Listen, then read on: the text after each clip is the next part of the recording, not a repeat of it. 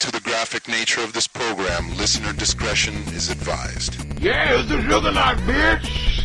Yeah, Charles, I'll beat the shit out of you.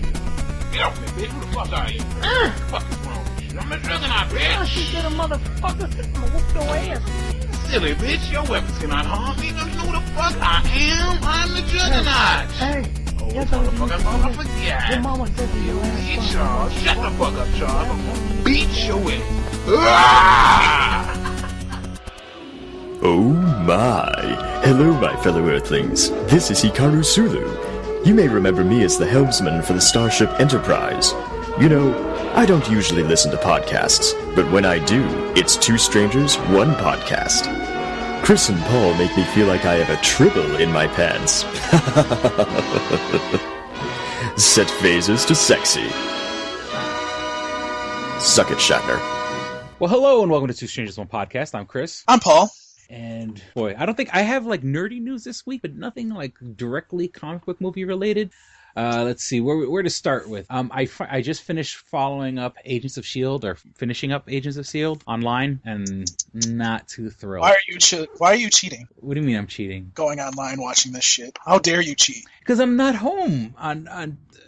By the time I get out of work, I don't get out of work. By the time I get home, it's like 10 o'clock. I'm too poor to have a DVR. You know, and Time Warner. Damn it, make more money. God damn it. I don't Yeah, know. oh my God. Because Time Warner, I just want internet and TV. And then I realized like recently in my last bill that I have like this this introductory rate right now that I know is going to go up in a couple of months. It's probably like around December it's going to go up. And I got to call them and contact them and say, oh, no, I didn't, because I think they were supposed to give me like, I'm on some sort of rate that I think they're supposed to give me like a TV or something like that. And so, you know. Okay, then. Yeah, Time Warner is really expensive. Like, people wonder why they go out and get Dish. It's because fucking Time Warner is so expensive. And I don't think Dish actually goes up that much, so that's why a lot of people actually keep it, because, well, it's not that expensive. And I actually think they have satellite internet, but I don't know how good it is. Yeah, that's what I'm scared. I mean, that's the whole reason I even use Time Warner is because I want my internet. I need my porn. I can't... Dude, all of us that are single need fucking porn, okay? You're not the only fucking one, all right? Now, have you seen the John Oliver clip about Time Warner and Comcast and net neutrality? Oh, no, I haven't. What did he say? Because, you know, John Oliver from The Daily Show, apparently, I don't know if he has a show. I don't know if it's on HBO or if it's a YouTube channel or something like that.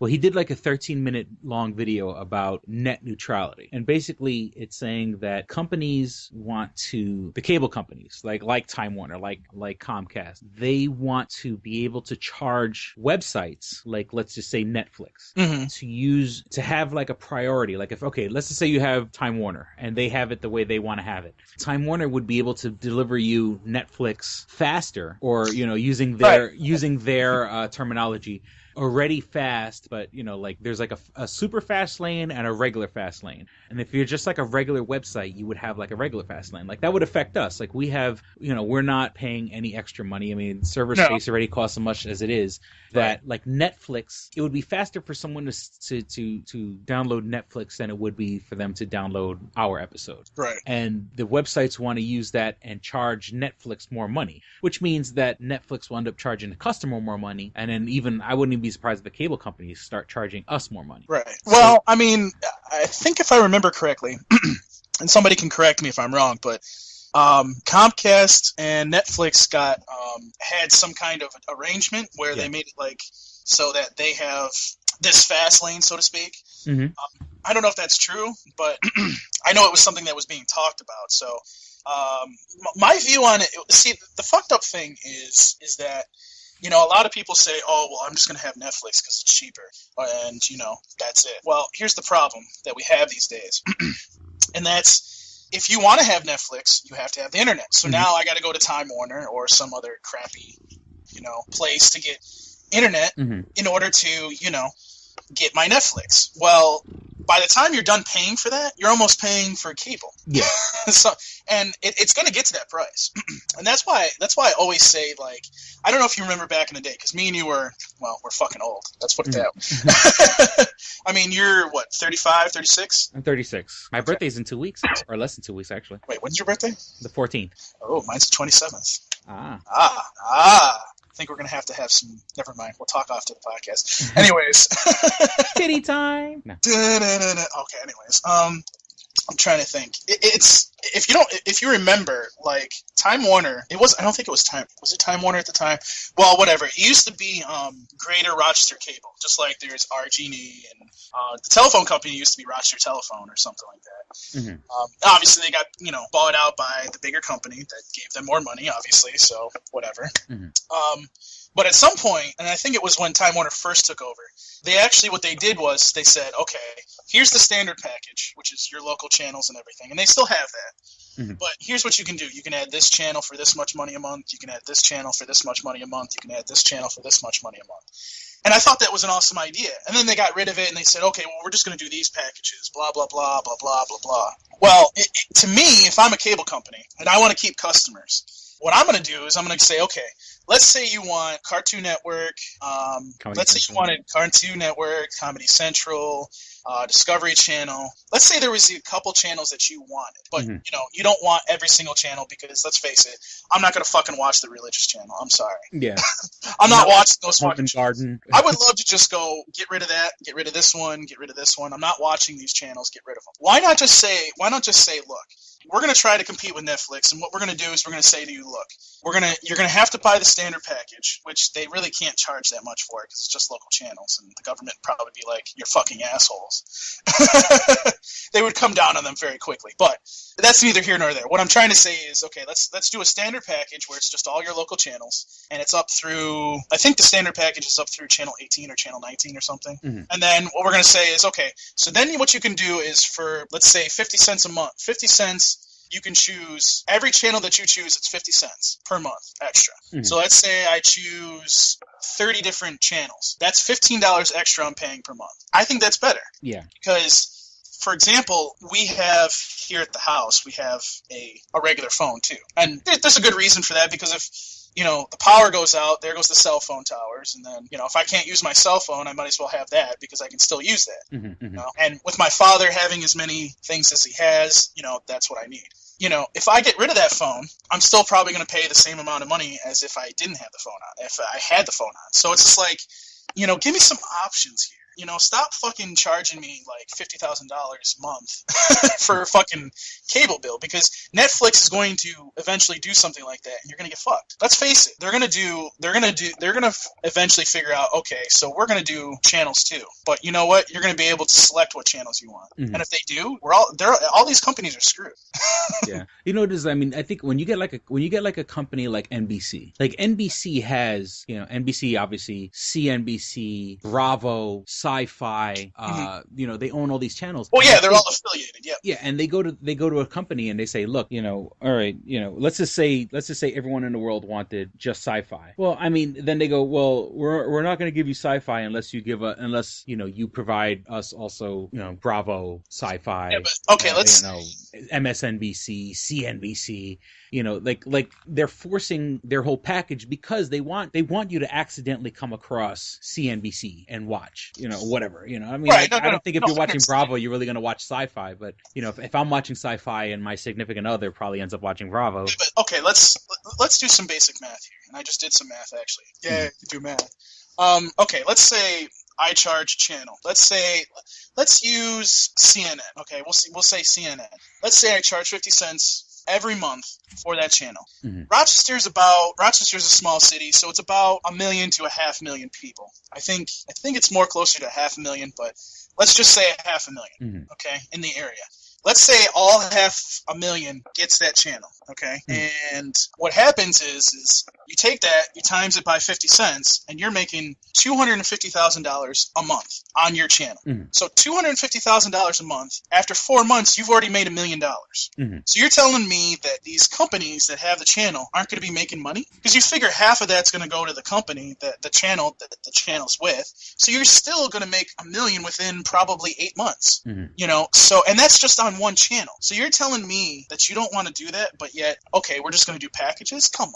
Yeah. Just just do it that way. You know what I mean? Like, make yourself some money. Stop fucking around and do what the people want, you know? Yeah.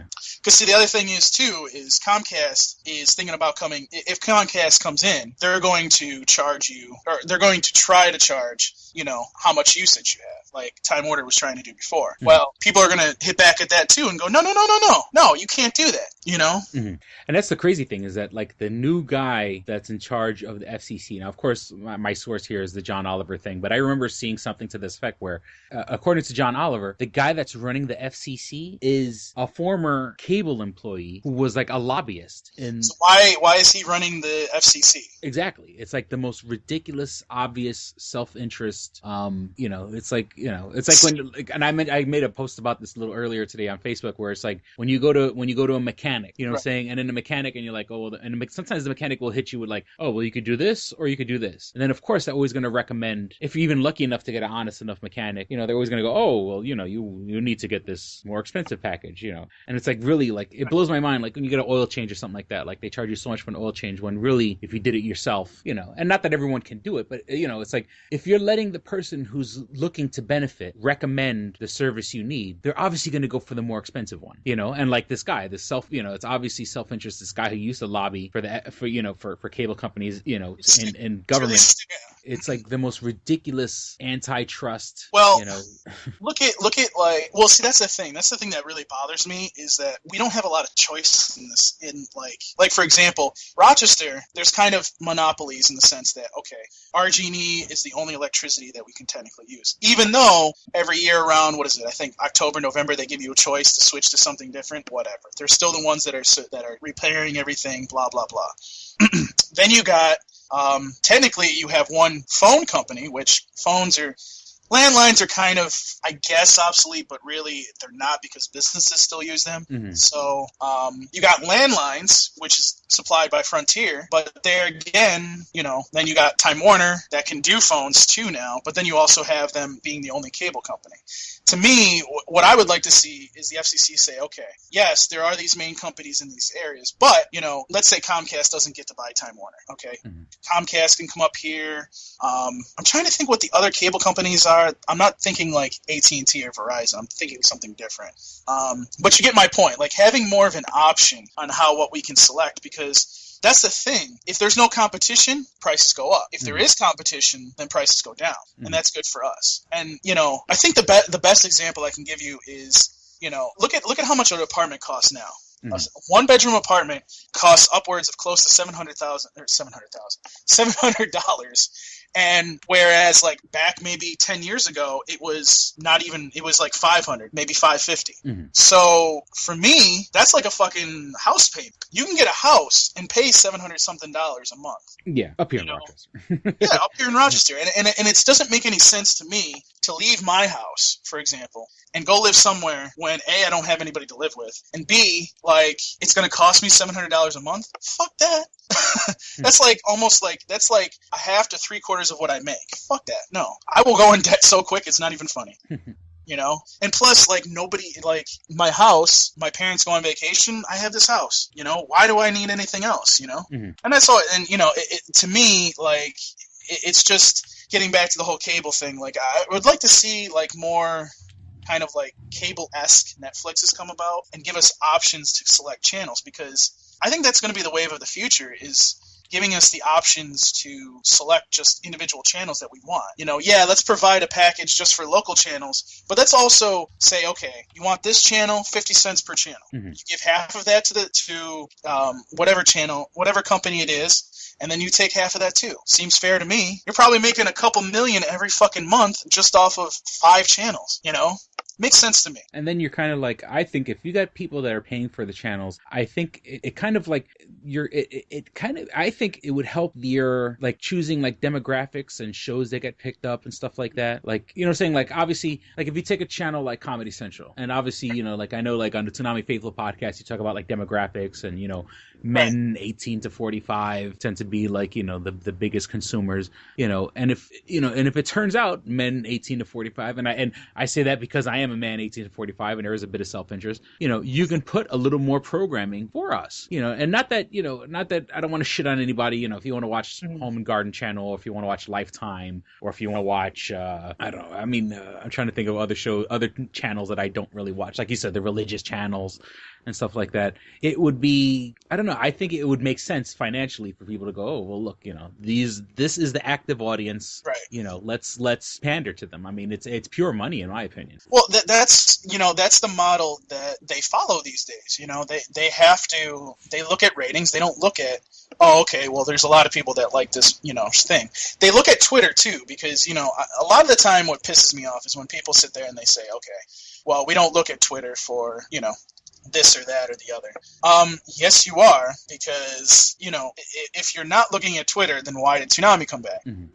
You don't, there's no ratings. It's not on, obviously it did, I think it did, like, that night, it did, like, a little bit over 2 million, like, people tuned in, like, in droves to see it because it was an April Fool's joke, and when everybody heard about it, they're like, oh shit, gotta get on TV! But, like, I mean, Toonami's the perfect example of how you can take something that we liked back in the day and bring it back to life, and I think,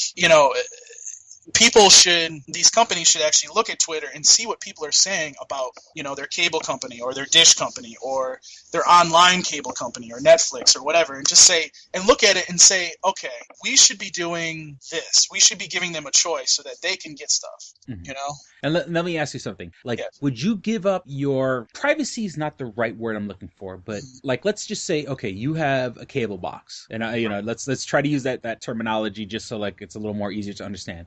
And like, okay, now if you turn on your TV, right? Like you turn on a TV, and there's an option, okay, like you live with your parents or whatever, but when you turn on the TV, the cable box asks you, who's watching? So you go, okay, Paul is watching. Yep. And they go, okay, now it turns out it sees that you're watching Toonami. It sees that you're watching Comedy Central. It sees that you're watching MTV. Because I mean, obviously the fucking rating system is so outdated nowadays where, the Nielsen rating system is beyond fucking antiquated. Would you give up a little bit of your freedom to say, okay, you know what, if it meant like a cheaper cable, like, because like, okay, your cable could be cheaper, but to kind of like us get us a gauge on demographics, we want to know who's watching at what time. I mean, of course, yes, that's just rife with like potential. I mean, in that kind of case, they should allow you to have like an option to, okay, I want to do this, but I'm only going to do this for, how do I explain this? Like, basically, like, if they want me to do it, that's fine. You can do that. But, you need to understand that, all you're going to be doing is tracking my cable. Don't be tracking my fucking, like, internet situation, because if you are, and I'm watching a lot of porn, I don't want to fucking, see, like, oh, Paul watches a lot of porn. Oh. He watches a lot of bigblackcocks.com. Yeah. Oh, fucking piece of shit. No, but I would think, because it just blows my mind that in this day of technology and stuff like that, why don't we have cable boxes that just straight up watch what you watch or know what you're watching, or at least it gives you the option to watch what you're watching. I mean, yes, it kind of opens the door a little bit to kind of being like skewed, because obviously the more tech savvy channels, the more youth, like an older channel, like let's just say Lifetime or whatever, that tends to not skew towards men 18 to 45. Their numbers may go down because women may not give a fuck about, clicking on the right buttons to make the cable lower, and I'm just using that as an example. I'm not saying this is true. Right. I mean, it would kind of like skew the audience a little bit, but I mean, I think it would, I just don't understand why cable boxes don't automatically record what you're watching, or with people nowadays with DVRs, where it says, look, we're going to monitor what shows you're saving. Well, okay, so I mean, it might end up with us getting more Honey Boo Boo. Right. I mean, well, basically how it works is, basically what it does tell the companies what you're watching, but it doesn't, like, let's say you record something, you have to watch it within a certain time for it to actually count towards the ratings. So it'll say, okay, well, I mean, they mainly, I guess what it is they mainly track Nielsen boxes. Mm-hmm. But, obviously somehow they do somehow get tracked on, your DVR and everything. If you don't have a DVR, then no, they're not able to track you, apparently. So. And I honestly feel that, I know you kind of said, why am I cheating with the streaming? But, I think nowadays, because I'll be very honest with you, man, I don't watch TV. Like, I mean, I have a TV. I have two of them in my room. I watch, I'll watch, I swear to God, the only show that I watch, and maybe because I'm more of a nighttime guy, is, I'll watch Late Night with Craig Ferguson. That's like my favorite show right now. Maybe because I know that they're going to be canceled or that he's leaving by December. So I kind of want to catch up on everything. But, I just don't understand why they haven't put out that option where look, boom, do you like Big Bang Theory? Here's Big Bang Theory. You know what I'm saying? I don't understand why they don't, and you would think something like that. I mean, you have direct marketing, you know what I'm saying? If you have a show, once again, I'm using shows that I'm familiar with and obviously a little more skewed because it panders to men 18 to 45, but then you could market directly to me. I mean, if you want to put an iPad commercial, you know what I'm saying? I'm a prime iPad consumer. I mean, particularly, I'm not because I'm broke, but you know what I'm saying? You could have, motor oil and Mountain Dew and Taco Bell, I wouldn't mind having, where you would stream the show online, and the channels do it. I mean, you can get if you go on CBS.com or whatever, you can get the most recent episodes of Big Bang Theory. But I mean, market to me. I think if they put a little more, if they invested a little more in streaming their own channels, rethink the whole, people, who cares? A cable box isn't what it used to be now that you have internet, right? And see, and here's my other little teeny tiny issue, and it's not against Netflix and it's not against DVR or anything like that, but a lot of people watch TV passively. They turn on the TV and whatever is on, or you'll watch, let's just say you do happen to watch a show that you like. I watched Craig Ferguson. After Craig Ferguson, well, at least in Rochester, it's that show Comics Unleashed. And Comics Unleashed is the stupidest fucking show on TV. Or, one of the stupidest shows on TV. Because it's so obviously fake and set up or whatever. I end up watching Comics Unleashed because I passively, leave the TV on. And I think what they should do is have something to that effect where, okay, if I like Big Bang Theory, all right, I'll watch Big Bang Theory. And then you could kind of okay, well, if you like Big Bang Theory, you might like Elementary, the Sherlock Holmes, reboot that they have also on CBS. So instead of programming a block for us where I have to wait till 8 o'clock or I have to wait till 9 o'clock, I have to wait till 10 o'clock, where it'd be okay, I'm home from work, I got time, I'm going to turn on the TV, I'll put on Big Bang Theory, and then kind of when the show ends, it will continue to play something, which might be a little annoying, but if I want to change it, then I can change it, then let's, stream another show to me. So, let me see, Mike and Molly, or let me see, whatever, I'm using CBS because, I do watch Big Bang Theory, except for the fact that it's not on. I'm usually at work around the time Big Bang Theory's on. But, these people would be a lot more smarter if they found a way to use that streaming to their effect. So I don't have to go to a third party, for the lack of a better term, bootleg site, to watch TV shows. Right. I mean, if they have Netflix and they have Hulu and HBO has HBO Go, I mean, they need to make it a little more, kind of give us back the passive TV watching experience. Exactly. I agree. Of course, someone could just say, well, then just turn on the TV, asshole. But I mean, I want to start with something. I want to start watching something that I'm into. You know what I'm saying? I hate when I turn on the TV, especially heavens forbid, you're watching TV on a Saturday or Sunday afternoon and it's fucking golf. It's I don't give a shit about golf, I don't want to see it on my TV, or, it's yet another, Law and Order repeat, Jesus Christ. And for some people love Law and Order, but it's not my thing, I don't know. Well, I think we've talked about this a lot. Cable providers. Enough. Okay. I can't even speak right now, but we should go to commercial. Yeah, let's go to break. We always tend to do it. We always have one topic we stretch out in the beginning of the episode and then stretch out.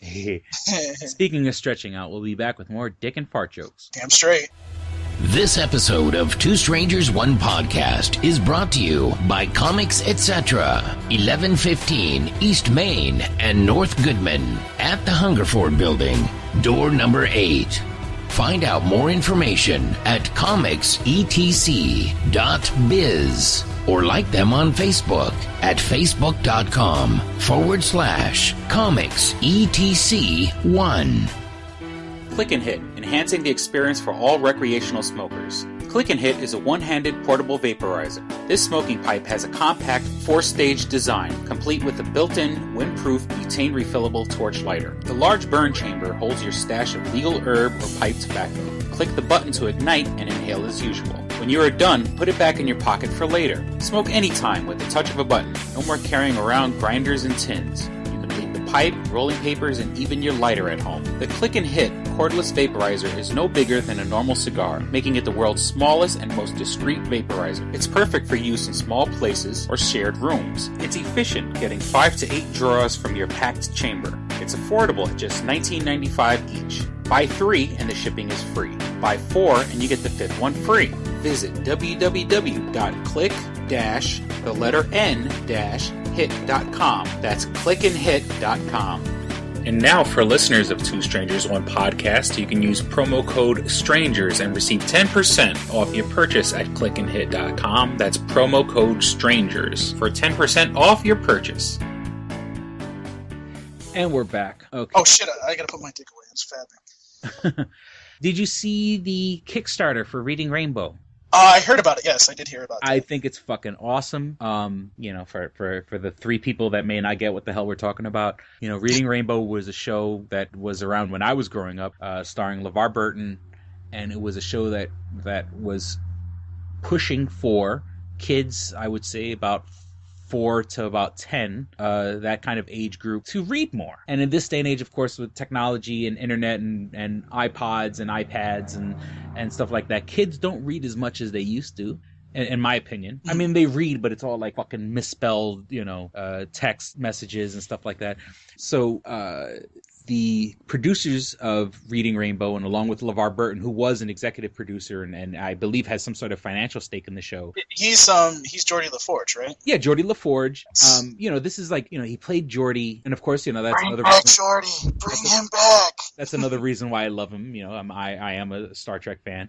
That's awesome. And he's also he's been in that movie Roots. I mean, he's like the star of that movie. I mean, so he's kind of he's done Oscar worthy movies. He's done a bit of the goofy sci-fi. I mean, Star Trek's a little goofy, but and in Reading Rainbow has been kind of like I clearly have fond memories of Reading Rainbow, and not that I'm the most literate person in the world. I mean, I have written 2 novels, and I do try to keep up on my reading. It's not like you're trying to say that or anything.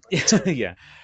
But I think it's fucking awesome. And he raised $1 million in one day. And then, if I'm not mistaken, $2 million in 2 days. And they still have, a bunch of days left to go. But because what he wants to do is he wants to bring Reading Rainbow nowadays, with technology being the way it is. And there are classrooms that have some sort of internet access. He wants it to be 100% free. Because remember, Reading Rainbow was on the PBS channels. PBS for most of the civilized states, is free. It's not an extra channel. It's not on cable where you have to pay for it. Or I guess it is technically, but you know what I mean. It's like, if you have just a bogus antenna, you could pretty much pick up whatever the local PBS channel, which, here in Rochester, what's XXI? Something like that, yeah. And when I was a kid, I loved, coming home and there were some decent PBS, Mr. Rogers, Sesame Street, Reading Rainbow. I mean, those, I have really Sesame good memories. Street is still around, but I think it's Sesame Street. Barney's still around. Barney was beyond my time, thank God. That's after me, thank God. Yeah. Oh God. And I'm trying to think. Electric Company. Yes. And then at night, being a lonely, pathetic nerd or whatever, Friday nights there was the old school Doctor Who.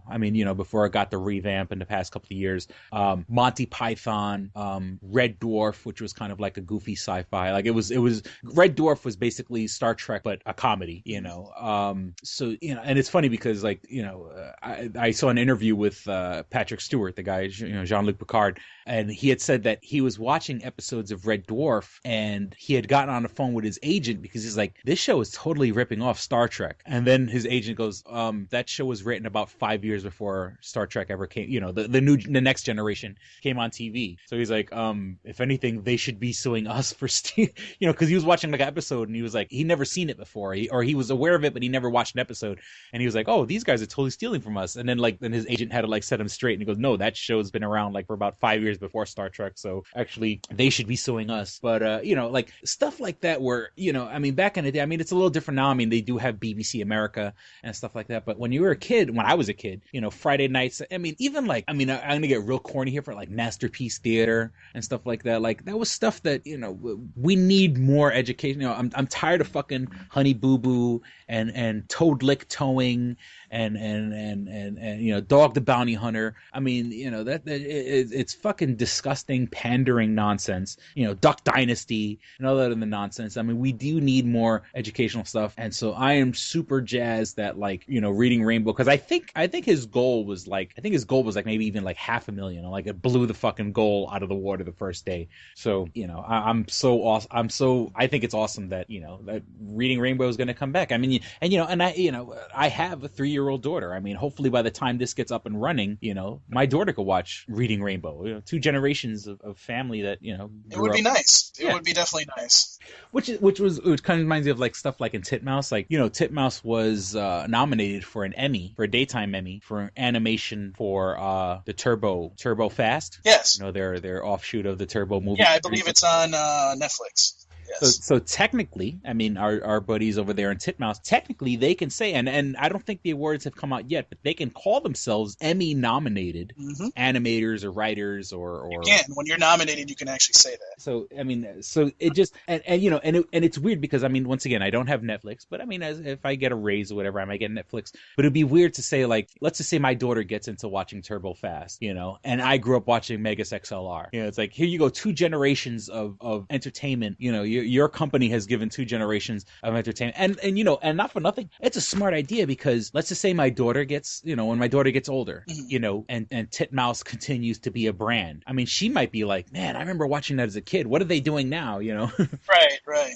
Bring back Turbo Fast. And they do it with the Randy Cunningham show on Disney XD, if I'm not mistaken. So it's smart to kind of like, look at George Lucas. I could get to kind of segue into the next story.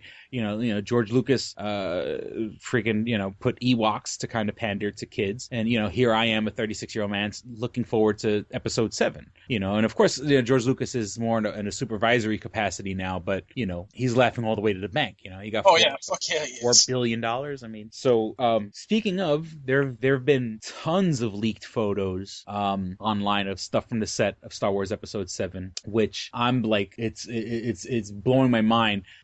They showed if you want to use the word life-size version of the Millennium Falcon, or at least the cockpit of the Millennium Falcon, where it's the full-size cockpit inside a warehouse, and for all intents and purposes, it hasn't been debunked. I think that is a genuine photo, and it's just the cockpit right now, but you can see where they have the skeleton set up for the rest of the ship. Like, they're building a life-size version of the Millennium Falcon. I'm so happy that because a lot of people had problems with the prequels, with the CGI and stuff like that.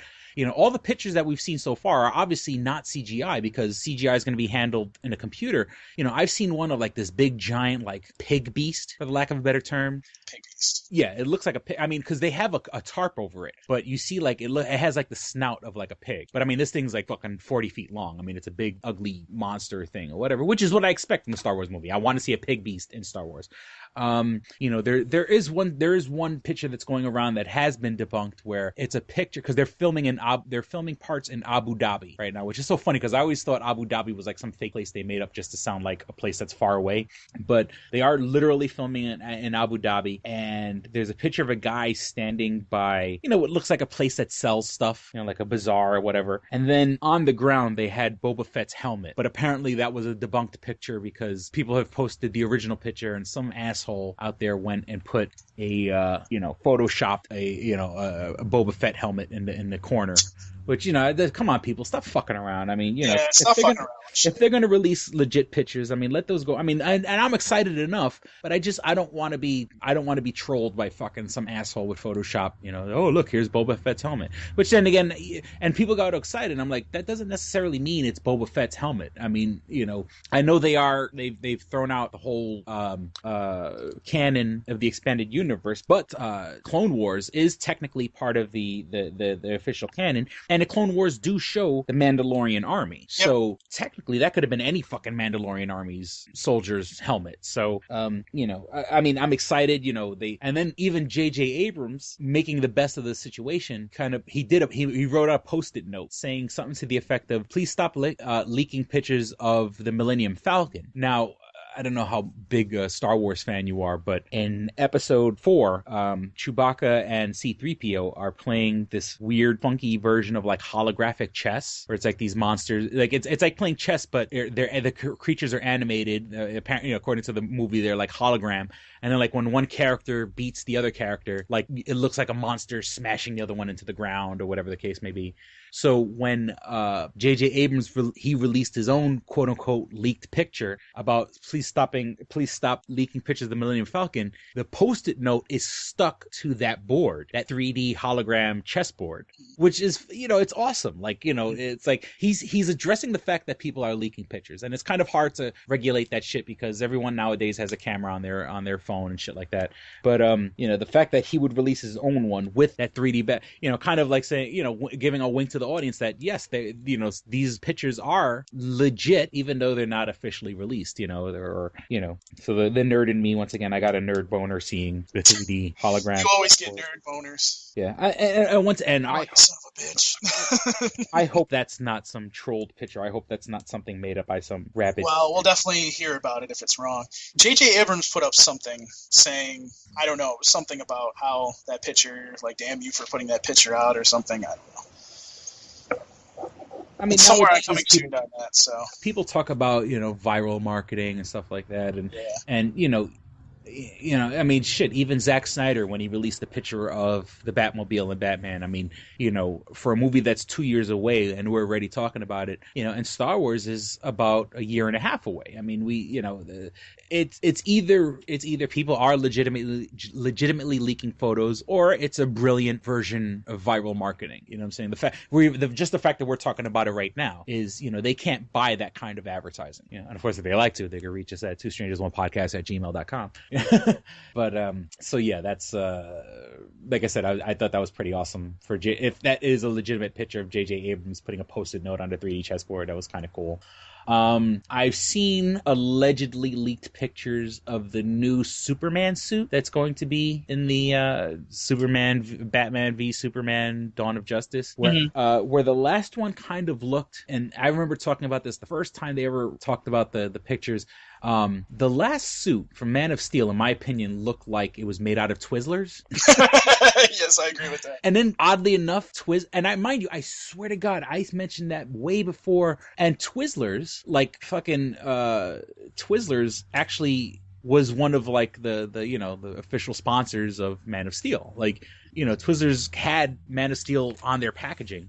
And so now, and I don't know if you know now, well, actually also in Man of Steel 1, they were kind of, another one of the sponsors of the movie was the Army of One, or whatever the case may be. And there's even an ad campaign right now where it's, it's like, and I guess one of the other people the Army is sponsoring is like, I think like Dale Earnhardt Jr. or something like that.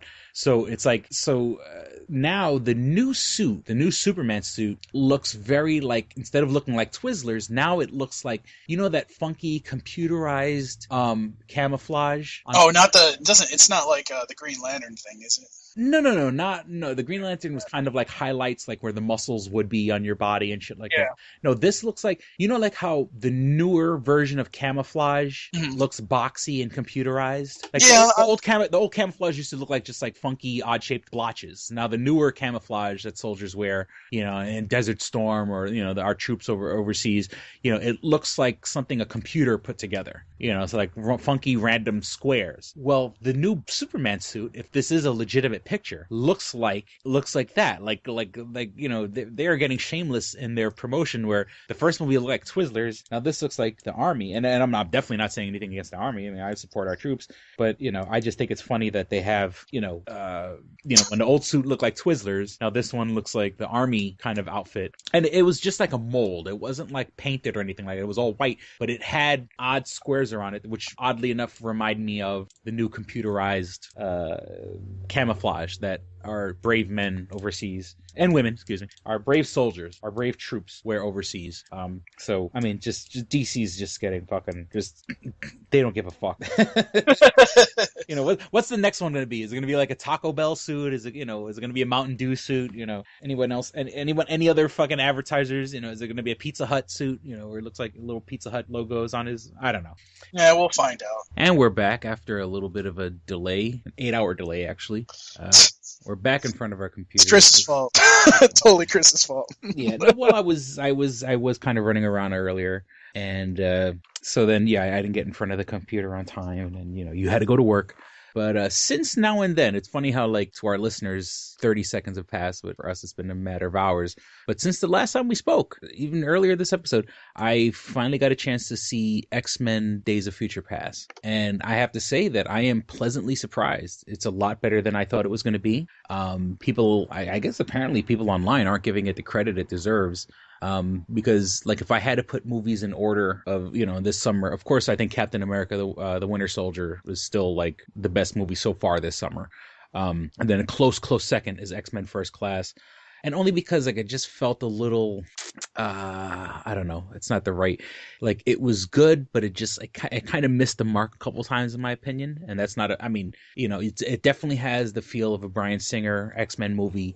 It was a lot of action, comedy, inside jokes, and basically, with it being a time travel storyline, it gives them a chance to kind of fix, because I guess there was a lot of continuity errors between the movies, like well, if this happened, this happened in part 1, then why did this happen in Wolverine Origin, and shit like that.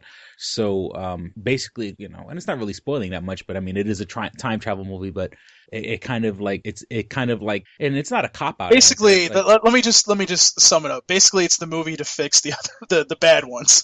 Yeah, it's like okay, you got the first 2 were good, 3 sucked. X-Men Origins, Wolverine sucked. First Class was getting itself back on track, and then this one, it even ends like I'm saying, since it involves time travel, it basically says, hopefully with this time travel element, it'll help me forget the fact that we made X-Men 3, X-Men Wolverine. Even I haven't seen The Wolverine, but I've heard it's okay. So if I, yeah, that's what I heard. So I mean, not that it's a cop out, but I mean, but it makes sense. I mean, and it was actually a lot better than I thought it was. I mean, people have been kind of bashing it online, and of course, don't get me wrong, I would love to see the more director's cut. Like, I mean, I would like to see scenes with Rogue. Whatever that with Rogue and stuff like that. But what I watched, I was actually very pleasantly surprised. I didn't like the design for the new Sentinels, because in this movie, they have Sentinels in the 70s, which look a little more badass, where they look like, fucking like Harrier tank / jet / giant robots.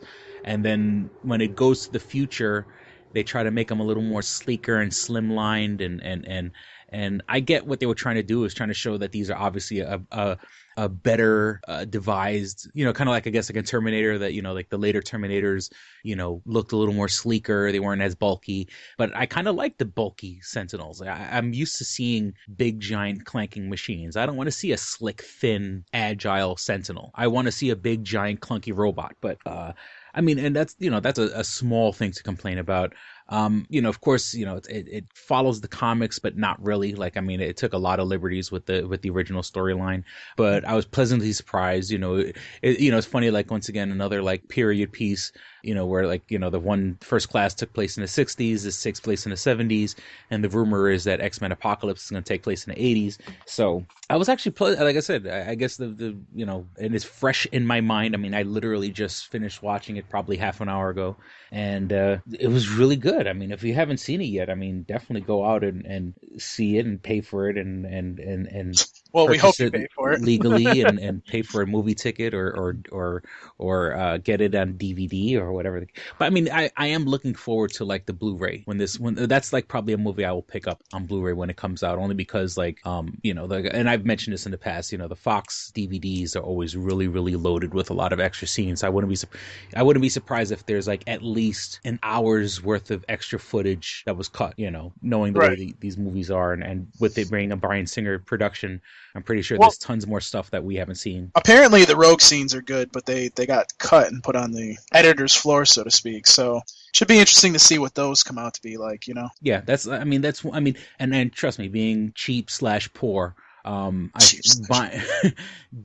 that Blu-ray is probably going to be worth, I'll get my $20-$30 worth out of it when I buy it. Oh yeah, I would imagine that it's going to be worth it, definitely. So go see it. Let me see, what else did I have? Okay, keeping it. The rest of my stories aren't like super nerdy stuff, but this will be probably the last nerdy stuff. Ghostbusters. Lego has officially released their Ghostbusters Ecto 1 playset with all the characters, all the original 4 Ghostbusters. The cool thing about this is that Lego this was part of this design actually came from a contest winner where Lego basically said, they've hit every single franchise, every marketable franchise, Star Wars and DC and Marvel, and they have all these play sets, and they basically said, look, if you guys could design something, they were just being lazy. If the fans could design something and it gets X amount of votes or whatever the case may be, they will actually make the set. So some enterprising young man made the Ghostbusters Lego set. And I kind of like, it's one of those deals where like I want it just for the fact that I can say I have it, but I mean, what am I going to do with it? I would. Yeah, exactly. I was going to say, wait, so you just want it? That's not, yeah. Well, I mean, I get it. Like you see these guys that have like ridiculous toy collections and stuff like that. Well, see, that's the thing. Like these days, like, and I hate to interrupt you, but it seems like if you have like a toy collection or something, unless it's like a Star Wars old collection kind of deal, it's not worth that much anymore. Like toys used to be not only something that we used to like to play with, but it was also play with. It used to be collector's items. My swan. I don't put that up on the counter on the shelf. No. But God, now you got that picture in my head. Where was I? Yeah. So I mean, like God, I got a schlong in my face now. Jesus fucking Christ. That's what she said. That's what she said. Yeah. Okay. Anyways, I don't know. Like they used to be like you used to make. It sounds like fun. Yeah. But like when you really like, don't get me wrong. I mean, you go online, you see these guys with these incredibly complex collections. I mean, to the point where like it's taken over their fucking home, and it's cool, but then it gets kind of sad at the same time. Right. Like, it's like, and then like if you're collecting stuff just for the sake of like, you want to be like a completist or whatever, but like you're never going to be a completist. I mean, there's I'm on like Star Wars communities on Facebook and stuff like that, where there are guys who like post the pictures of stuff in their house. And like I said, the nerdy kid part of me is like, that's awesome. And then like the adult part of me that actually has to pay bills and shit like that is like, that's fucking pathetic. Because then you hear the stories of like these guys where like, they haven't paid their month's rent, but they got their 30th fucking Millennium Falcon. Right. And it's like, it's like no, I'm good. Sad. It's kind of sad, and if you did it's not sad, but it's to the point where like, okay, if you go beyond having one that you have displayed and one that you have for collection wise, meaning like you're going to eventually sell it and make money, then you're kind of like looking at yourself like, yeah, I'm fucking psycho. Because you don't need to buy that much, you know what I mean? Yeah, and I've seen like there's one guy on the page that I said where he actually has purchased like several stormtroopers. I mean, like he'll have like the one commander and 100 stormtroopers. Like he bought all these toys just so he can, and they're out of the box, they're out of display, and it's like you realize you bought the same toy over and over and over again so you could make this display, right? Of and that's like that's even beyond my kind of fandom. Like I love Star Wars, and I think somewhere around, I have an R2D2 and a C3PO toy around here somewhere. I have Darth Vader stuff in my house, but right. When you're buying a platoon of stormtroopers, that's a little sad. No, yeah, that's a little weird. I mean, there are some people out there that actually dress up as stormtroopers, and that's one thing. But to go out and spend like all that money on just on all of that kind of stuff, it's just like I don't know. Yeah, You know? it sounds cool for about 30 seconds. Yeah, it sounds cool for about 30 seconds, and then you're just like, how much money do you have? Yeah, think of like the logistics, and it is kind of sad because even if you had the money, I mean, like there's people fucking starving on this planet. Do you really need another X-wing toy? It's cool. You could be saving lives with it. You could be donating that money to cancer research or something. So that was the I think that's the last bit of my nerdy news. Everything else, yeah, right. It's fucking 2:30 in the morning, people. Yeah, I know. Hey, welcome to what we did with the Tsunami Faithful podcast in the beginning, which I'll talk about that in 2 seconds. But continue. Okay, so Neil deGrasse Tyson, host of Cosmos and noted whatever scientist or one of my favorite guys because he has a podcast called Star Talk. I guess apparently he was on The Daily Show with Jon Stewart, and Jon Stewart asked him about, and I guess this was obviously set up because he had the answer already, and he's talking about, Jon Stewart asked him, is it true that the only way you could kill a zombie is to shoot him through the head? So then he responds, John, please, you can't kill something that's already dead. And he goes, without a functioning circulatory system distributing oxygenated blood, they couldn't even stand, let alone walk. Zombies' muscles would succumb to rigor mortis, and they would have no desire to eat. And they'd have no desire to eat brains because their fatty tissue would have stopped producing the hormone leptin, which triggers the sensation of hunger in the first place. And then he goes, just saying. So I think that was fucking brilliant that, sorry, Walking Dead fans and stuff like that, I guess, I mean, obviously it's just the fact that, if there were zombies, we would be aware of them. But then, there are people who are like waiting for the zombie apocalypse, which, when you really look at those movies, those are always like, it's not really representing a zombie apocalypse. Those things, the zombies were always meant to represent natural disaster. Like, if there was ever, a bomb dropped, I mean, and you're surviving on your own. Because obviously if there was a zombie apocalypse, people would be separated. They'd be, kind of, stuck in their own homes or whatever the case may be, because they'd be scared of, whatever gangs are roaming the streets and shit, Right. Well, I don't know. I'm trying to like a plague or something like that. Like if there was that's what I was going to say. I'm sorry. I finally collected myself here at 2:30 in the morning. I mean, you see these people like fucking go get like these, I hate to use the word doomsday bunkers, but they all thought in 2012 that, we were going to die and everything was going to end and blah, blah, blah. And look, we're still all alive and now they're fucking out of all their money. Right. So... But I guess people always worried about the next fucking horrible disaster thing. So exactly. And sorry, I got to switch out headphones real quick because my Bluetooth one's batteries just ran out. That's what she said. Let me see what I have next. The kid, and this is, this topic kind of it kind of rings a little, unfortunately, I guess, in my heart, the unfortunate disaster that happened in California, the killing, and I guess they're calling it the Isla Vista. There's been a lot of these lately, and it's starting to get a little stupid. Yeah, and the kid was like, when you see pictures of this kid, and what kills me is that the guy that is responsible for these killings, he's not a bad looking guy. I mean, he looks like he has a couple fucking screws loose, but he shot, let me see, he killed 6 people, he stabbed 3 of his male roommates to death. Mm-hmm. He shot people, because he felt that he was being rejected by these girls, that what's the word I'm looking for? He felt alienated, and he felt like these girls were kind of like, and he was kind of like sorting out these girls, like he was purposely targeting a sorority. But I mean, like, this kid's driving around in a fucking black BMW, how hard is his life? Right. And and if you have BMW money, I mean, get yourself a hooker, man. I mean, don't get me wrong, I've kind of made jokes in the past, like, the buildup of semen makes me fucking violent. Jesus Christ. Yeah, we're getting back to that shit. I was just saying is that, you have to, you know, if like one of the worst things a woman could do to a guy is like to tease him to the point of like if you tease a guy that thinking he's gonna have sex, and then and for whatever reason you stop. You got to let me jump in on this one. Yeah, blue balls, for lack of a better term. I mean, blue balls are a thing. That's a real thing that hurt. And it's painful and it hurts. And I hate to be Peter Griffin in this fucking scenario, but what fucking grinds my gears is when a fucking woman sends you naked pictures and then says, "Oh well, I want to take things slow."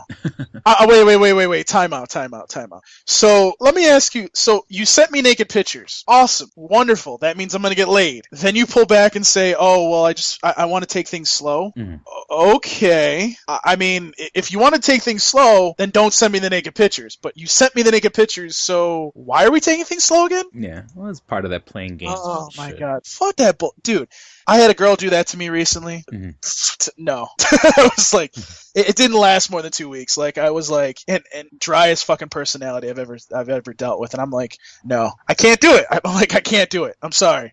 Oh, you're not going to talk to me anymore? Stop talking to her. Yeah, we were kind of, me and Darrell were kind of talking about that, where I I basically, bitch, I'm not here to fucking entertain you. Exactly. That's like the worst feeling in the world sometimes. Oh man, like I fucking hate when women want you to fucking be like okay, well I'm gonna entertain you. I'm gonna be the one to, work at trying to get you. No. This is a two-way fucking street. I'm 30 years old. Okay? Show me that you want a relationship. Reach out to me via text. Don't fucking sit there and expect me to text you. Fuck that shit. If you want to talk to me, you know my phone number. Get your ass on the phone, call me, or if you're too chicken shit to do that, just text me, Don't stop this bullshit. Stop the bullshit. I hate fucking women that do that shit. Like, just tell me what it is. Tell me, do you want a relationship or you do not? Do you want this or do you not? It's just like, oh. That's when I just go, okay, I don't have any time for this. Here, you can just go off and try some other guy. Sorry. Yeah, that's, I mean, it's part of this weird game. I think some girls do things to get guys' attentions. But then, like, they don't understand that if you send a guy naked pictures, the first thing that comes into their mind is this: you're going to get your dick sucked. Not only am I going to get my dick sucked, but you're going to fuck me. Okay, fine. That's fine with me. If that's what's going to happen, my bed is right here. Let's go. But then when you turn around 2 seconds later and say, "Oh well, I just want to take things slow," not really. Sorry, I'm sorry, but if you're gonna play those kinds of games, no, I'm sorry. Yeah. Well, those are the games you got to play when you have no fucking personality. Exactly, and that's the thing. Like, I don't want a girl that does not have a fun personality. If you fucking have one of those dry personalities that makes me want to just go all over my fucking goddamn room here, then get the fuck away from me. Because it's just, no, I don't want that at all. And I'm sure you agree with me, dude. Like, you've been dealing with this shit for the past couple months, man. Like, you don't want some girl on fucking Plenty of Fish to be like, "Oh, yeah, hey, I really like you," and then 2 seconds later be like, "Fuck you, I don't want to talk to you anymore." Yeah. It's either, look, talk to me or don't. Have a personality or don't. Send me naked pictures and we have sex or we don't. Yeah. Okay? Or agree to, like, come out. Like, to see each other in person. Exactly. Like, be honest. Just be honest. That's all I'm asking. Just be honest with me. If you don't want to have sex with me initially, fine. We don't need to do that. I'm not that kind of guy that just wants to. I'm not going to expect sex on the first date. Okay, that's not who I am. Okay, I'm not saying this because I'm on a fucking podcast either. That is not who I am. I will not fucking do that on the first date. But if you're fucking like teasing the shit out of me and sending me naked pictures and that, and then expect me to sit there and not think that we're going to have sex after you did that, then you're fucking. Then I don't need you in my life. Because, dude, don't sit there and start playing this, tug and pull game with me. Fuck that shit. Fuck that shit. I don't give a shit about how you want to tease some guy. It's either you want to fuck me, or we're going to date, or you're not going to talk to me at all. Okay? There's only 2 choices here. There's only 3 choices. We either date, or we're just fuck buddies, or we don't do anything at all. Because guess what? Sorry, I have standards. I'm not going to fucking let my standards down just because you don't want to have a fucking fun personality, Mm-hmm. And I refuse, dude. I absolutely refuse to date a girl that does not have a fucking personality, man. I absolutely refuse that. Yeah, it's just too much. or No, not. it's too Again, much. not enough. Yeah. And it's kind of funny because like it's, and I hate to admit this on our fucking podcast, but every girl that I fucking dated has been like, I walk away from the experience and I'm just like, man, this fucking girl is not that person, and it's just like, I have a clear picture of what I want, and it fucks it up for every girl that I'm gonna date because I'm just sitting there going, "You're not that person. I'm sorry. You're not either that person or you're not better than that person, and I can't date you. I'm sorry," kind of deal. I feel bad for those women, and I'm sorry, but you know what? I'm set on what I want, and if it doesn't come to that, then I'm not gonna date that girl. Yeah. And I'm sure people of the show know what I'm talking about, but I'm not gonna explain it. Yeah, I got you. You don't know what I'm talking about. I love how everybody's probably listening to this and be like, just fucking say it, Paul. No, I'm not saying it. So yeah, just enough with the bullshit. Enough with the Yeah. Okay, the Slender Man murders. Have you heard about this already? I have not. Oh, okay.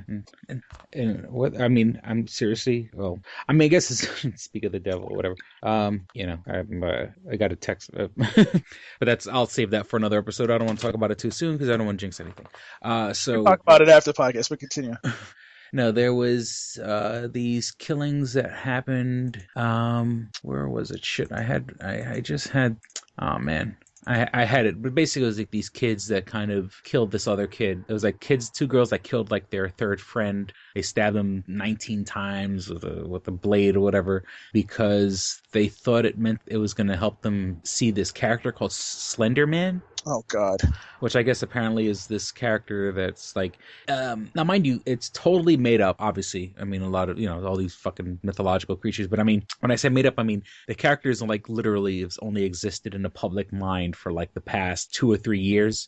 I mean, it was something that was, it's more been on the internet where like people, it's like, Candyman and Bloody Mary and all these, characters, of modern, more modern myth where, if you do something, they'll come and get you. And like, if you're looking, I think one of the lines is like, if you're looking for him, he's already found you, or something to that effect. And so, these girls, and they're fucking kids, get, and unfortunately, I don't know where the hell the parents are. First and foremost, kids, I mean, I guess like any kid can get a knife, but it's just like, where the fuck are the parents to teach these kids fucking right and wrong? You're not supposed to stab your friend 15 times. You're not supposed to stab your friend 18 times. And then what kills me is, also, it's your friend. I mean, like, you couldn't kill an enemy. You couldn't, I don't know. But so, yeah, it was these kids, and it was just, and it's one of those deals where like you have to teach your kids what's fantasy and what's reality. And just because something is on the internet doesn't make it real. I get sick and tired of people on my Facebook feed, that share stories that are like so obviously bullshit. Or if this person gets 1,000 likes, then Bill Gates is going to pay their medical bills, and it's like, no, asshole, it doesn't work like that. What I'm saying? If that was the truth, that would be like on the news. What I'm saying? It's hard enough. The news is already hard up for getting stories out there. What I'm saying? Like, shit you see on Facebook is not real. And you see, and there's a story of the woman that, took a guy in, and then it turned out he was a billionaire or something. It's always like these fucking bullshit, bogus, hokey stories where like, people with no fucking, logical thinking, people without any kind of, what's the word? You gotta have a little cynicism. You can't believe everything you read. And these people just like, it's fucking, it's so annoying that, people believe everything. And now to the point where we got kids killing each other because they think if you kill their friend, you're going to come across this character named Slender Man, which is going to take them to his mansion in the middle of the woods or some shit like that. But it's just, I mean, I just know because Slender Man is kind of like it's kind of a relatively new internet thing. So, I mean, it's not necessarily geeky, but, it's like. Well, Toonami actually reviewed the Slender Man game, actually, which is interesting. And, it's kind of become a little bit of a phenomenon, but it's not, Yeah, it's not. It shouldn't be that bad. Where we got to kill myself to do this. No. Well, but it's like it would. I mean, it's this new character, And I mean, to the best of my knowledge, it's not like someone has killed somebody else thinking it's going to help them see Freddy Krueger or Jason Voorhees. You know what I'm saying? Like, this is obviously a fictional character that is, not based in any kind of reality or whatever the case may be. But some dumb fucking kid, now, and then unfortunately there's some, the two kids that committed this fucking horrible crime. I mean, it's horrible, and then I could only imagine being like the parent of the third kid where, you did nothing wrong. The first two kids are fucking obviously fucking mentally fucking challenged. And, and I, when I say that, I'm not insulting like retarded people. I'm talking about just straight up stupid people, people who could be better and choose to be fucking idiots. Because, now someone has lost their child because unfortunately their child was hanging out with other kids that are fucking dummies. So I know a example of that, but continue. Yeah, that's true. Well, I didn't even. I didn't mean to take it there, but that's. You understand. We have that connection. You understand what I'm talking about, but continue. And okay, so that's like really the end of all. Like, okay, no, as someone had turned me on to like this article about H.P. Lovecraft, the creator of Cthulhu, and very. Old Gothic writer. Like I said, Call of Cthulhu is like his most known work. The Necronomicon and stuff like that. And they were putting all these letters apparently that he wrote to friends of his, where he was saying just straight up racist shit. And, and of course, you kind of have to like understand that this is a guy who said, when he said this stuff, it was at a time where, it was okay to be racist, or, it was okay to like, say these horrible, horrible things. But I believe he's originally from Europe. I want to say he was from England, but he visited like New York City and like living in a city surrounded by black people. Like he said, like, and he used the most ridiculous, like, calling them, like apes and, walking down the street. It's like they're mongrel monster features. Now, this is a guy who wrote horror fiction, and he was writing all this. And I mean, I know we shouldn't laugh at stuff like that or whatever the case may be. And yes, of course, there's, and it's not like he took it to an extreme. He wasn't fucking burning crosses. To the best of my knowledge, he didn't fucking hang anybody.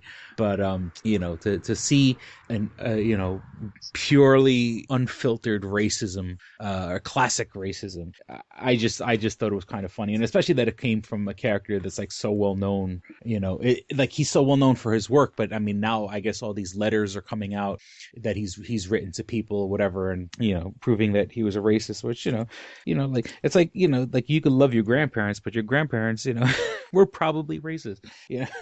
Probably. Or your great grandparents or something like that. So I just thought that was. And they don't say anything. Yeah.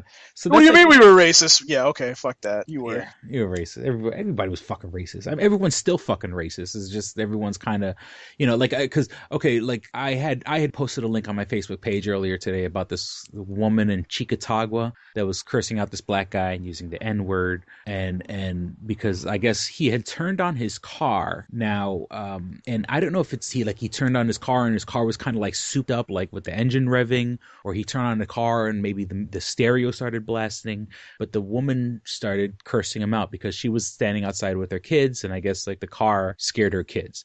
And then, I guess she had started cursing him out. Then he pulled out his cell phone camera, started taking video of her.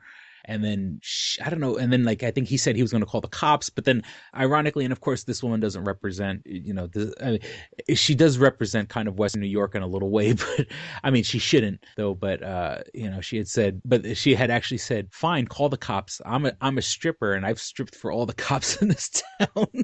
And, there's nothing you can say. The cops are never going to come and arrest me or whatever. And quite frankly, you can't really get arrested for using the N-word. I mean, other than, I guess, public, disorderly conduct and stuff like that. But, that's a slap on the wrist. And I just like, cause you see, and there's, in response to that and other stories that have been out, I guess like there was a story recently about like Justin Bieber. This old videotape came up with like Justin Bieber saying the N-word or whatever. Okay. First of all, who the hell was holding on to those fucking tapes? And second of all, you're a fucking genius. Cause you probably got paid a lot of fucking money for that. Mm-hmm. But wow. Like, if I were Bieber, I'd be sitting there going, really, dude? Really? You put these out there now? Mm-hmm. Like, really? I was like, fuck. I think he was like, what, 15 years old when he did that shit? Because now all he does is hang out with rappers. And yeah, exactly. It's like, really, dude? Really? Like, That's all probably right. Well, I so- guess you're gonna make a lot of fucking money. And so, so like, there's a lot of like talk online of people like, oh, you can't use that word. And that kind of bothered me because, let's just say, if first and foremost, I mean, like not, and once again, I'm not saying you can't say the word. Of course, common sense to say you shouldn't use that word. Yes, there's a lot of history behind it. Yes, there's a lot of hurt behind it.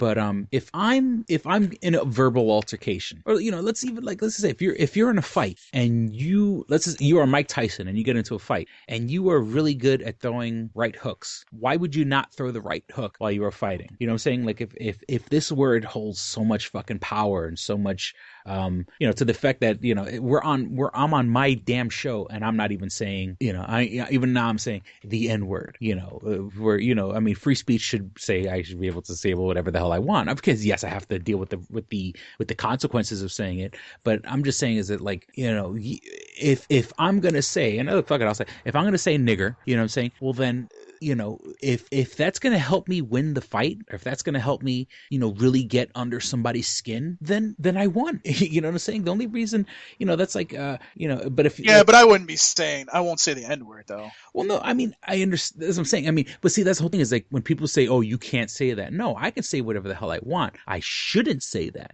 People need to reword the way they phrase that. It's that's a word you shouldn't say, not a word you can't say. Because if I say it, if I'm looking to piss somebody off, and that's the way to piss them off, then I did my job. You know what I'm saying? And quite frankly, it's also, the word only has weight if you give it weight. You know what I'm saying?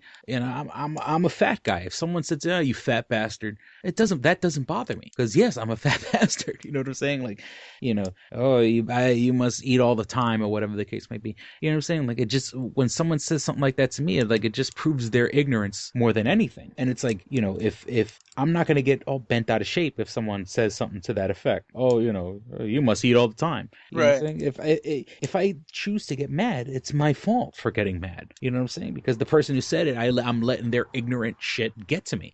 And so I don't know. It's just, like I said, I mean, obviously, we do this radio show and I say a lot of, off the collar things and rude things and silly things and whatever, but that's, like I am all for free speech and I hate that people say you can't use a word. Yes, you can use a word. And especially you can use a word, but you need to understand that the way that you use that word. Oh yeah, there's consequences. Yeah, no, there's consequences. I could use that word in the wrong place and get my ass handed to me.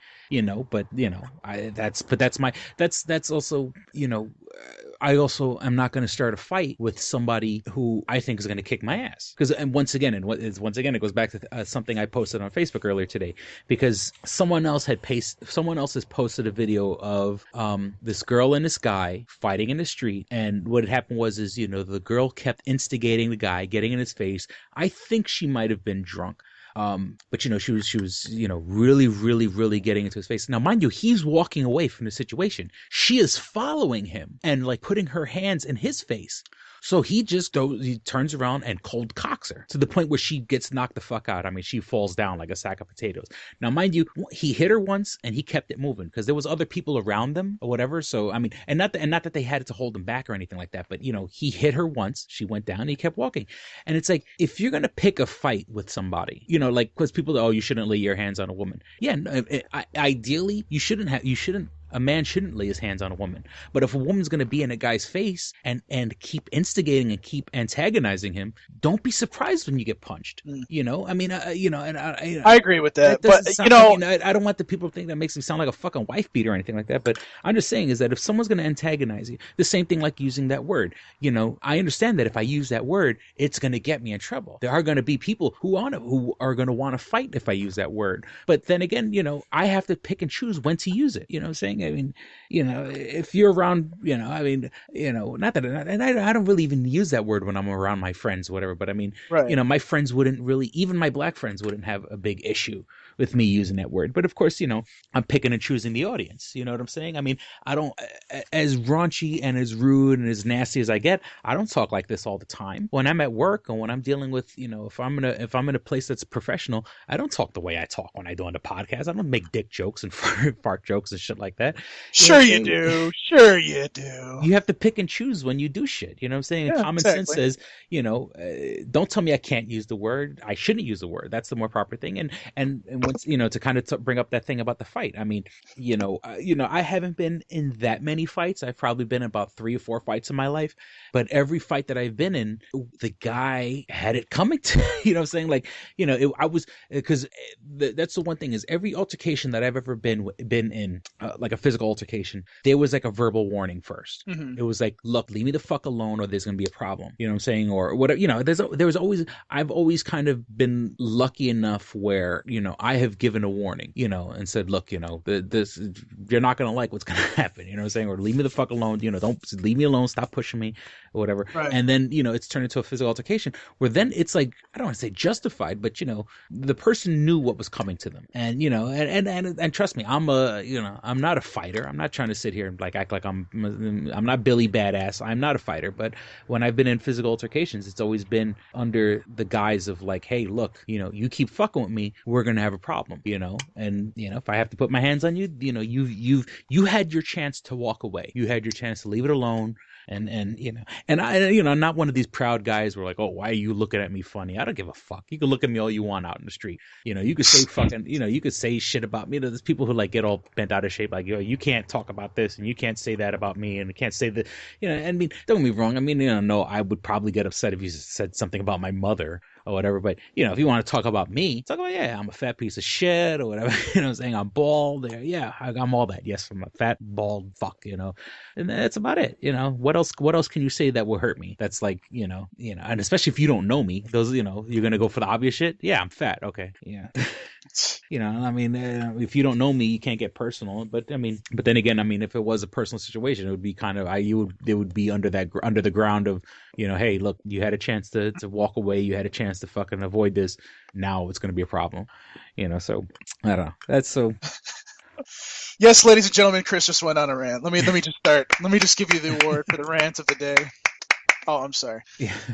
I just basically what I want to really say is reality sucks. Like we live in a world that, well, take my situation. You're in the best situation you've ever been in your life. You have everything going for you, everything good, and then one thing happens and it just falls apart, and those of you that have heard the podcast know what I'm talking about, but it's for me, like, I'm going through a situation where I don't know what's going to happen. There's things I want to happen, and I don't know if that's ever going to, but if I don't at least fight and try to make things happen, if I don't at least do that, then I'm not doing anything at all and nothing will happen. So I'm just hoping and praying that my life turns around here soon because, it's pretty shitty. You know what I mean, Chris? So sorry to be vague, but whatever. Fuck it. One thing I want to say before we end this show, because it is like 3 a.m. Mm-hmm. We're coming up this week on the final episode of not the final episode, but the last episode that Jose will be on the Toonami Faithful podcast. And if you guys want to tune in live, I would suggest you follow at Toonami Podcast and Facebook.com/Toonami Faithful Podcast to find out where you can call in and be a part of the live show that's going to happen on Sunday from 7 to 9. Be sure you guys tune in because it is going to be Jose's last podcast and it's also going to be our 100th episode. So, wow. I created a show that went 100 episodes, and it will go more. Me and Jose created a monster, and, it's time to celebrate. So if you guys want to call in, find out on those 2 accounts. So yeah. Toonami Podcast. At Toonami Podcast on Twitter, and then Facebook.com/Toonami Faithful Podcast. Okay. I don't know if anything will be up on the Facebook, but definitely on the Twitter. Awesome. So. Let me see. I really don't. I don't have too much else. I was gonna. I don't know. For some reason, you got upset because I was gonna talk about the president working out in the lobby of a hotel or in the gym of a hotel, and all these people decided to release the pictures.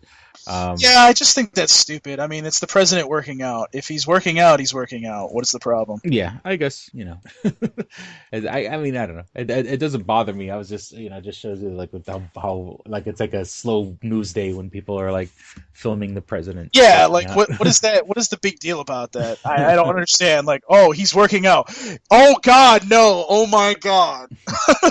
I would be sitting there going, Look at that. That's a fucking role model right there. At least he fucking is working out. What the hell are you fat bastards doing? Yeah, and well, I mean, his wife does have that, like, get out, get fit, whatever thing. So I mean, at least he's following even his own wife's advice or whatever. Exactly. Also, I saw a commercial for this thing called I forgot what they called it, but it was basically a toilet that flushes like with a motion sensor, so you don't even have to touch anything. You wave your hand, which of course has been in public restrooms for fucking decades now. But now it's finally coming to the house. Which if I had the money, I would get. And I mean, if it's my own house and my own toilet, I shouldn't be scared to touch it. But I just I want things to be like the future. I want things to be like Star Trek, where I could just wave my hand over a sensor and my toilet flushes. That just oh god. But of course your kids. You fuck fat bastard. Yeah, right. Well, I mean, I know like my daughter. Yeah. Flush now. I don't know, whatever. And but I know like my daughter would end up like playing with it, like. Oh god, you'd be spending so much fucking money. It's not even funny. Yeah, for water. Why the toilet keeps flushing? And then and I don't know why it was recommended on my page, but are you familiar at all with the Rush card? It's like Rush is like basically it's a prepaid debit card company. And it's called the Rush card. I think it was like some bank that approached like Russell Simmons, the producer, and so he put his name behind it. But I think he's part of it just purely in name. And all it is, like I said, it's a debit card, and it's marketed towards people who I guess would care about who the hell Russell Simmons is, And I have to deal with Rush card customers all day long at my job, and I'm not really, like I've never said what I do in my job yet, but I have to deal with, and people don't seem to understand. And don't get me wrong, banks are evil institutions also. I mean, not way am I saying that banks are the alternative, but people don't see like the obvious scam of like, and it's just like the same people who go to a check cashing place. Oh, well, I need my money right now. No, if you learn to have a little fucking discipline and built up a bank account and built up a credit score and stuff like that, you wouldn't have these problems where you need to live fucking paycheck to paycheck. And I'm not exactly, trust me, I'm not exactly rolling in the dough. You know what I'm saying? I live in the ghetto. I live in a fucking tiny fucking studio apartment in the ghetto, but that doesn't mean that, you can't manage your money. The fact that, you go and you blow it on stupid shit, and you got, because these Rush cards, Rush card, is under this other company, it's involved with this other company called Green Dot, and it's, it's all these like prepaid. No, go to a fucking bank like a normal person, or order hold a different, get yourself an account like a fucking grown up, because these people, it's like, because I've had to help people, like I have had to help customers with these stupid cards, and you call the line and you don't get any kind of assistance, but then when you try this other line, of course you get the fucking call center on the other side of the planet, and it's just, it's and trust me, I'm not speaking out bad against the call center or the other side of the planet. It's these companies who are like obviously jerking these people so hard, where like if you want to put money, if you just want to put money on your card, they charge you $4.95. Now banks don't charge you to put money in your account, because they use that money, and they use that money to lend out to people who have home loans and stuff like that. And there's a reason why banks make money, and then these companies, they're gouging their customers they're making a profit and then gouging the customer on top of making a profit. And like I said, it's not like the bank's the alternative, because the banks are fucking evil institutions themselves. But all these prepaid credit cards and check cashing places, and dude, I worked in a check cashing place from 1993 to about 1998. You know what I'm saying? Like for 5 years, and I was working there even younger. I just was, I was off the books and shit like that. As a fucking teenager. Check cashing places, they all take advantage of, poor people, who catch themselves in this cycle of fucking poverty. And all it takes is, don't get me wrong, some people don't know any better. Some people don't know, this is how adults do shit. But, it's just when you get caught up, and especially this company, this Rush card, it's the biggest fucking scam on the planet. You know what I'm saying? And they charge you $5 to put money on your card. Then they charge you a couple of bucks a month just to even have the fucking account exist. And it doesn't really do anything. It's a debit card. It's not helping your credit account. It's not helping your credit score. It's just so if you want to buy something online or you want to use your card, you can use your card, And nowadays ATMs, there's no such thing as an ATM that doesn't take out less than $20. You need at least $20 because if not, it's useless to you. You know what I'm saying? There's nothing you could do with that card if you have less than $20 in your account. So I don't know. It's just, I just wanted to just rant about that for a second because there's a cycle. For a second? There's a cycle of poverty and people just don't for a seem to second, buddy. understand. Just for a second. Education needs to be spread to the right neighborhoods. Stop making these assholes rich. Okay, so please visit 2s1p.com. You can find things all related to this show. There you'll find links to our iTunes page, so you can subscribe to us on iTunes, because who knows how you came across this show. Maybe you found us on Twitter, or we were favorited or retweeted by one of our several thousand fans. Several thousand. Yeah. Or maybe a friend recommended it to you, or you saw a link for us on Facebook. But if you want to, if you have an iPhone, iPad, iPod, you could find us on the iTunes. I sound like a fucking 80-year-old. On iTunes, just click in the iTunes store, click the podcast tab, search for Two Strangers One Podcast. See our beautiful red, white, and blue logo, and you can subscribe to us there. You can go back and download old episodes. If you don't have an iPhone, iPad, iPod, you can find us on the Stitcher app, which is for Android devices and the Kindle devices and pretty much everything else that iTunes doesn't cover. So you can download us there. The only tiny, and it's not even a problem with Stitcher. Really, it's only the most recent, 6 episodes, which really, how far back are you going to go into a show? If you like us, you like us. Hey, God bless you. If you want to go back and listen to all the 200 some odd episodes or whatever, 150 something episodes. Do. Please do. But, if that's not your thing, you just want to stay up and current and see what we're talking about now, you can favorite us on Stitcher and you get all the new episodes as soon as they're downloaded. And one thing I like about Stitcher is, any podcast worth listening to, Chris Hardwick's The Nerdist, Kevin Smith's Smodcast, Mark Maron, Adam Carolla, and of course the Tsunami Faithful podcast are all That's right, of it. buddy. That's fucking right, buddy. That's Stitcher fucking app. right. Anyways, if you want to write to us, you can reach us at all spelled out Two Strangers One Podcast at gmail.com. Feel free to, if you have any suggestions, if you want to get in contact with us, because if you have an idea for a show, as in let's just say you have a Kickstarter you want to promote or anything like that, you can reach out to us. If you just want to say hi or whatever, reach out to us. You can reach us at twostrangersonepodcast at gmail.com. We do anything for money. Anything. Give you handy behind the floorboards or whatever. No, we are on Facebook, of course. We're at Facebook, facebook.com/Two Strangers One Podcast, all spelled out once again. Let's just say you like this show and we make you laugh and you crack you up and everything like that, and you say, I want to help these guys, but I don't have a dime to my name. Well, first, fuck you, because you have an internet connection, so you have some money. No, but if and we just lost another fan. Anyways. Well, no, but also, it takes 2 seconds to share this episode on Facebook. It takes 2 seconds to share this episode on Twitter. Spread the word. Spread the word. Let your friends know about this hilarious podcast, and especially the more richer friends, the better. Because then they can give us money. You could be broke, but you gotta have one rich friend. You gotta have that one kid in the BMW. And I was like, look, before you shoot up these girls, why don't you give some money to this podcast? Let me see. And of course, we are also on Twitter at Stranger Podcast. So @ whatever the hell that's called, Stranger Podcast.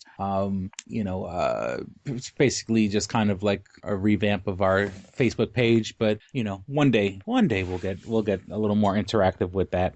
I tend to follow more of my personal Twitter and then find the podcast through there. But if you want to officially follow the podcast on Twitter, it's at Stranger Podcast. And I acquiesce the floor to you, sir. All right, well, you can find me on Twitter at Paul Pascrillo.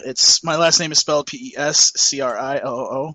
You can also find me on Tumblr. It's paulpascrillo.tumblr.com. I write things there sometimes and say sappy things, and you people sit there and go all over my shit, but whatever.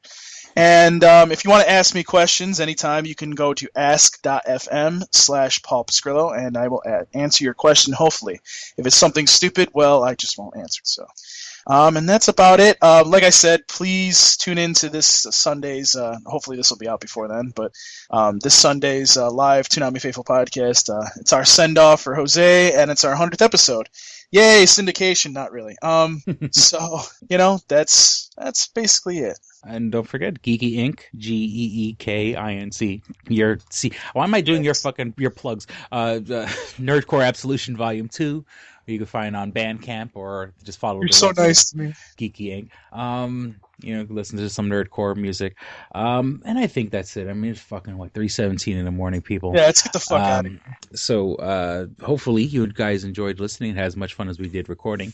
Thank you for listening to Two Strangers One Podcast. I'm Chris. I'm Paul. Don't be a stranger. Peace. We're out, bitches. Bye. I love all of you. You should be fapping. On my face. Wow, that's deep. That's what she said.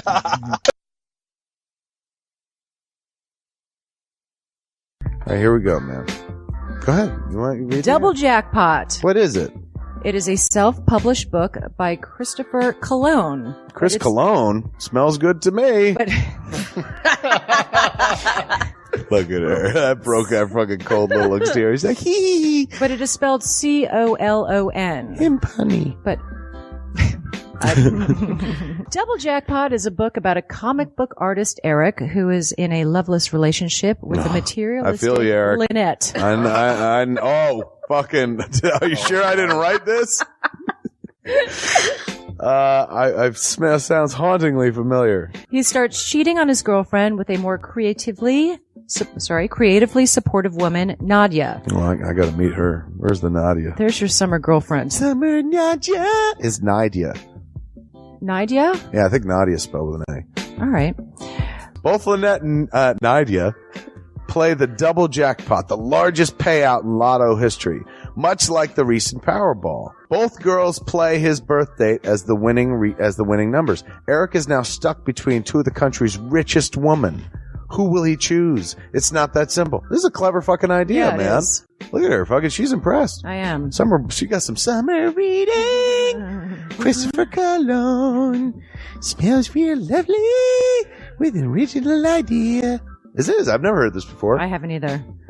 This is a self-published book, much in the indie spirit as Kev's Clerks. Oh, you don't even need to name check me. This is just a good idea. You could stand on your own, man. You don't even have to be like, hey, remember Clerks? This is nothing like that. This is way more original than Clerks. This is a good idea, man. Why didn't I think of this? I need something to read. This book is part of the Comic Books, Heavy Metal, Video Games Trilogy Book 2. Odd I See, A Tale from the Road, coming soon. Right on, man. It's part of a trilogy. This is the first part. Way to write, man. He's seeking a literary agent. Motherfuckers, anybody out there? There ain't no literary agents listening to this show, I assure you, sure. Sure. I assure you, sure. But somebody know a literary agent? Hook a motherfucker up! Chris Cologne come up with an original idea. I should tell Raskin. That's a good fucking idea, to be honest with you. That's a fucking rom-com right there. Megan, get Raskin on the phone.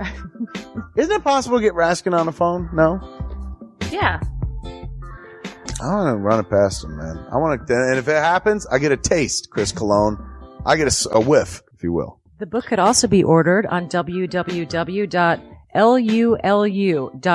That's lulu.com. I understand that. I just want to spell it out. Normally one says it, that spells it. Still, lulu.com. What is that? Do you know what it is? I don't know. All right. The book could also be ordered on www.lulu.com. Search for Double Jackpot Christopher Cologne. A paperback version of the book is $15 and a PDF file is only $5. $5 is Yeah. insanely inexpensive. 15's not even that bad for a paperback version. No. This is $1 million idea right here. Like a movie about a dude who fucking is stuck between two chicks, both of who play his birthday and win the lottery. Come on! I can see that trailer. Chris Cologne is on to something. Nobody else can smell it but me. I'll read it. Thank you. I'm going to make that smelly joke. I know. You're trying to get me to laugh again. It worked once. Double Jackpot is a self-published book by Chris Cologne, man. It's the first book in his comic books, heavy metal, video games trilogy. Book 2, Odd I See, A Tale from the Road, should be coming out soon. Get all the information at Chris Cologne, like a motherfucker. I will his totally book, read this. Double Jackpot. I'm serious. I'm going to recommend that to fucking Raskin. How is that not a movie? You know what I'm saying? This could be a sexy movie. You could do an R-rated version. There could be nudity in it, and you could show them fucking both chicks. Maybe a little penetration. Maybe a butthole shot. No butthole, no care. I would like to formally apologize to Christopher Cologne right now. No, sex sells. Chris Cologne will appreciate that. He's like, thanks for throwing a few buttholes in there, man. Don't forget to check out twostrangersonePodcast.net, your one-stop resource for everything show-related. You can find links to subscribe to us on iTunes or on Stitcher. You could also find links to buy my book, Double Jackpot, on twostrangersonepodcast.net. Fuck you, fuck you, fuck you. You're cool. And fuck you, I'm out.